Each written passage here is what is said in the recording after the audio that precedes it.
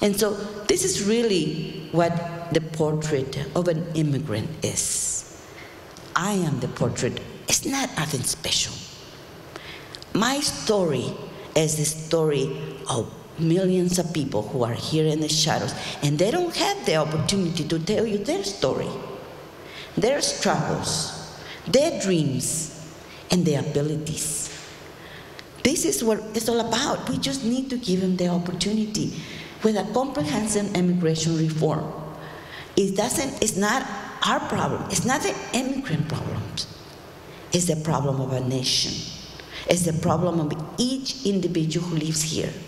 And we all can do something about it. It's only going to take one phone call to your congressman, to your senator, to Harry Reid, to tell him it's time. Living in the border, let me tell you a little bit about how it's been, the life on the border right now, talking about immigration reform. In the last years, we spent $12.5 million for each mile building a border wall in our backyard.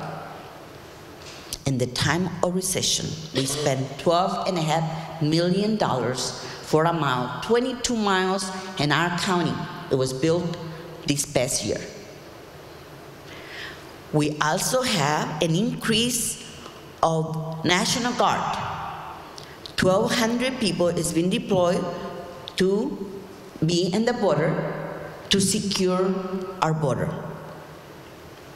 We just got assigned one of those big planes, I think they call it drone. That plane, when it's equipped with everything that it needs to survey that border, it costs $10 million. We got hit with secure communities. 273 counties had adopted secure communities in our state right now. It's going to be coming up in full force in the next weeks.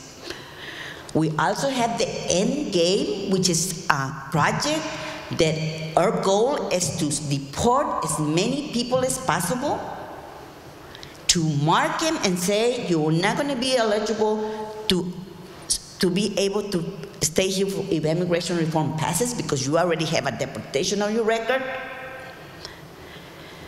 We are being hit with so much security that the only thing left is to close the border and no immigration reform. So how much security is enough to be considered to have, or at least to introduce any kind of immigration reform? We are the problem, or the problem of immigration, it's not coming from the South. As a lot of you know, our border, you don't see thousands of people crossing every single day.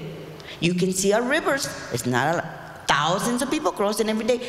A lot of the percentage of people that is called undocumented came with visas. And they just expire visas.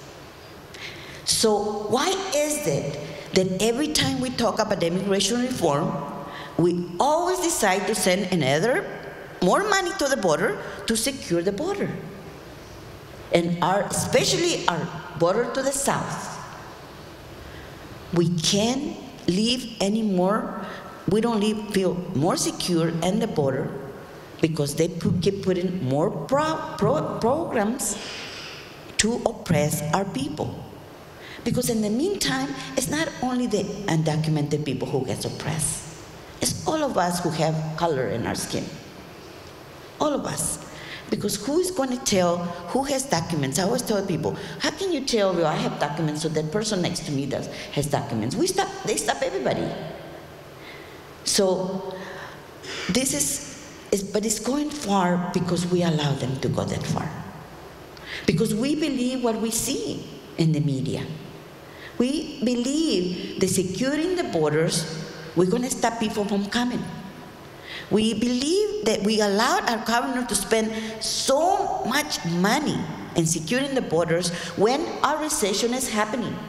Don't we need that money to improve job training? And here in Muskegon, don't we need to provide more social services for the people who are lacking social services in here?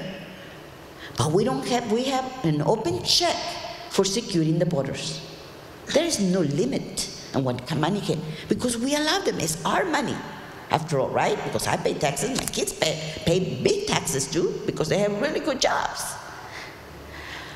But we allowed all that to happen, because we actually believe that it's going to be okay to secure the borders, and one day, maybe we can stop the flowing of people coming over here.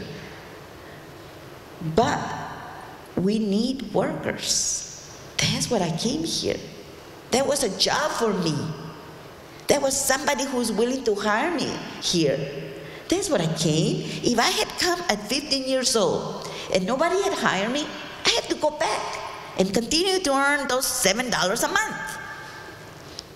You know? But somebody offered me a job.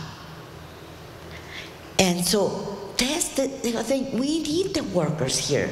And that's what the people continue to come.